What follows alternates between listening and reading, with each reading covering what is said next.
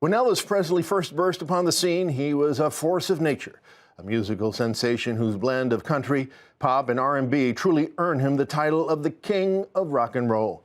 Now, in a new documentary aptly titled The King, award-winning filmmaker Eugene Jarecki goes on a road trip across America in Elvis's own 1963 Rolls-Royce Phantom 5. With movie stars, musicians, and everyday Americans in the passenger and sometimes the driver's seat, Jarecki gives us a once-in-a-lifetime ride and a truly unique view of the King and of America. Here's a look. You have no idea of how hard he hit American culture. And the guy had it all. Rich, famous. Every chance he prioritized money. And where did it put him? Dead and fat on the toilet at 42. He is a living metaphor of the American story. Work hard, you get ahead. It's a great lie of all. This country is so much more complex than we thought. The King, part of Independent Lens on PBS. And joining us now is the director of The King, Eugene Jarecki. Eugene, thanks so much for joining us today.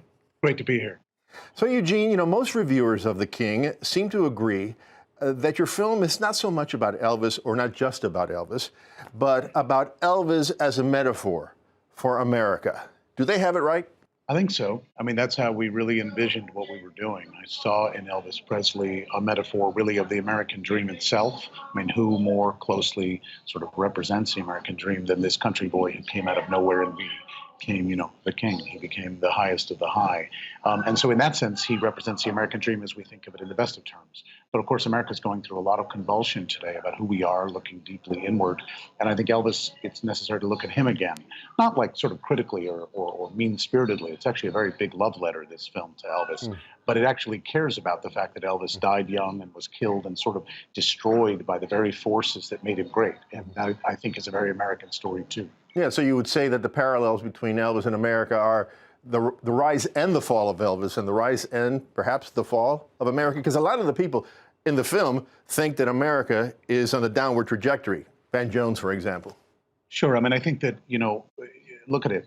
Elvis bursts on the scene in the world, and he takes the world by storm, just like the young America did when America came out of nowhere and sort of shook off the cobwebs of a former world. And then he rose and we rose like a rocket, and all of a sudden he found himself, like America, sort of astride the globe, this colossus with the world in his hand, and he was unprepared for it, just as America, I think, is unprepared for the sort of global leadership role we have. And what does each man and country do? We turn to all kinds of quick fixes to mend these growing fractures in the soul.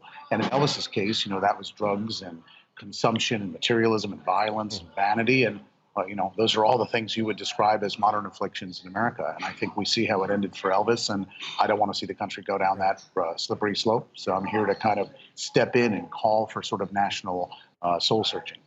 It's a fascinating concept for a documentary, particularly as you bring it to life in this road trip on the Rolls-Royce. How did you come up with this idea?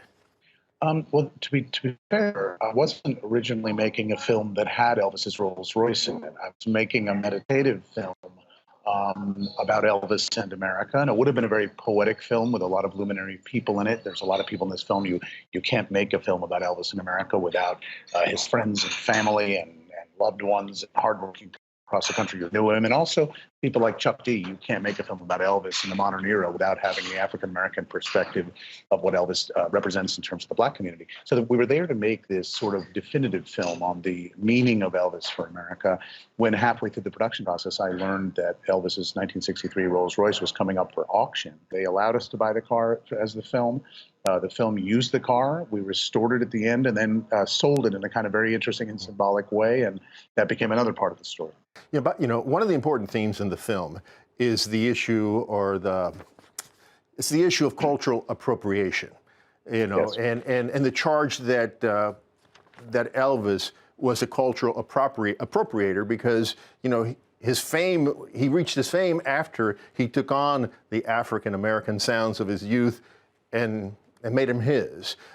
Yes. Do you think that he was a cultural appropriator? No, I don't think so. I take my cue in this from Chuck D, whose wisdom in the film I think is he's the most important interview in the film, and he's stunningly intelligent and also emotionally and sort of philosophically intelligent.